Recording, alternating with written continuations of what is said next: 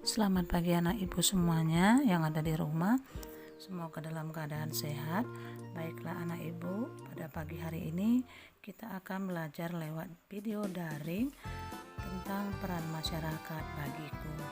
Seperti biasa, sebelum kita masuk dalam pembelajaran, terlebih dahulu kita buka dengan berdoa. Mari anak ibu yang ada di rumah ambil sikap berdoa yang baik.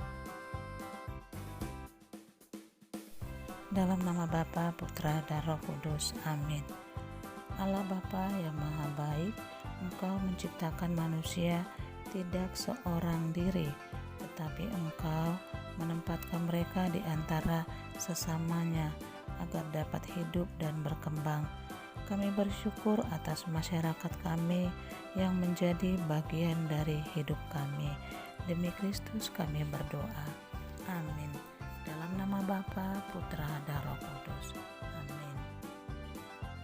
Baiklah anak ibu, setelah kita disegarkan oleh doa pagi untuk menyambut materi kita, peran masyarakat bagiku, mari di sini ibu akan memberikan penjelasan dengan singkat. Mari anak ibu perhatikan slide berikut ini. Mengenal tokoh-tokoh masyarakat. Dalam masyarakat, anak ibu telah mengenal ada RT, RW, dan lurah. Itulah tokoh dalam masyarakat yang berperan untuk mengetahui keadaan masyarakat di lingkungannya. Itu peran tokoh-tokoh masyarakat. Nah, begitu juga peran tokoh-tokoh dalam gereja. Yang dimaksud tokoh dalam gereja adalah mereka yang berperan dalam gereja sebagai contohnya menjalankan liturgi sebagai KTPC ataupun romo dan pengurus kering lainnya. Dalam bermasyarakat, kita harus bisa mengetahui apa yang diperlukan oleh masyarakat. Itulah peran tokoh-tokoh dalam masyarakat. Begitu juga dalam gereja, mereka juga harus bisa mengetahui apa yang diperlukan atau dibutuhkan oleh para umatnya. Di sini ibu menjelaskan juga tentang sikap yang perlu dikembangkan dalam bermasyarakat dan di dalam gereja. Sikap yang perlu kita kembangkan adalah sikap toleransi, yaitu sikap ini perlu agar masyarakat bisa saling menghormati dan menghargai perbedaan yang ada, tidak saling merendahkan dan menghina kebudayaan yang satu dengan yang lain. Bisa hidup berdampingan dengan masyarakat yang berbeda-beda suku. Nah, begitu juga dalam gereja. Di gereja juga umat diharapkan agar bisa hidup saling menghormati dan menghargai dan dapat untuk tidak merendahkan satu dengan yang lainnya.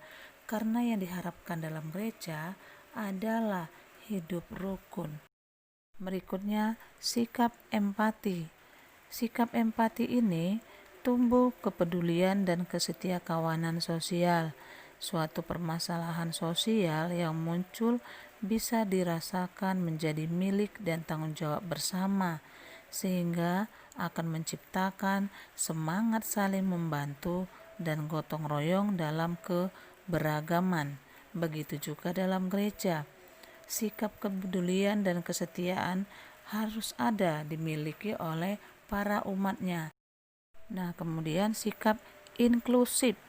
Sikap inklusif ini biasanya sikap yang sangat tertutup dan menganggap bahwa kelompoknya sendirilah yang paling baik dan benar. Contohnya dalam masyarakat, kita mengenal di masyarakat itu kadang ada satu kelompok, satu RT tertentu. Nah, mereka menganggap RT mereka itu sudah bagus dan sangat perkembangannya sangat bisa dikoordinir oleh RT tersebut. Begitu juga halnya dalam gereja. Di gereja juga ada dibentuk kelompok ataupun kering-kering tertentu. Nah, dalam kering ini juga kadang ada yang tertutup. Di sini namanya sikap inklusif. Ini tidak perlu dikembangkan karena sikap inklusif ini tidak membuka apa-apa saja kendala, masalah yang ada di dalam suatu masyarakat ataupun dalam suatu kring yang sedang mereka hadapi.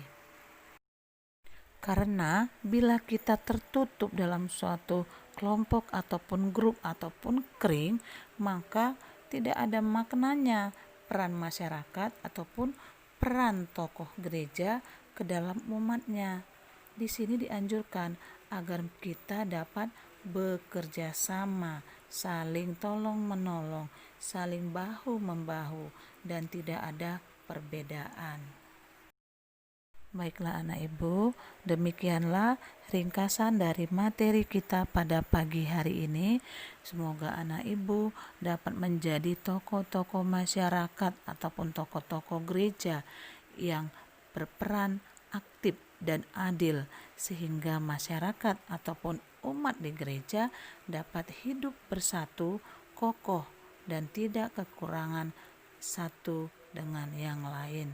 Nah, tugas anak ibu adalah membuat cerita singkat tentang sikap yang perlu dikembangkan dalam masyarakat ataupun dalam gereja.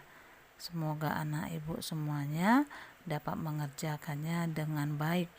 Yang ibu nilai adalah tulisannya yang rapi, bersih, dan mempergunakan paragraf. Terima kasih anak ibu. Semoga anak ibu semua dalam keadaan sehat. Mari kita tutup dengan tanda kemenangan dalam nama Bapa, Putra, dan Roh Kudus. Amin. Selamat pagi.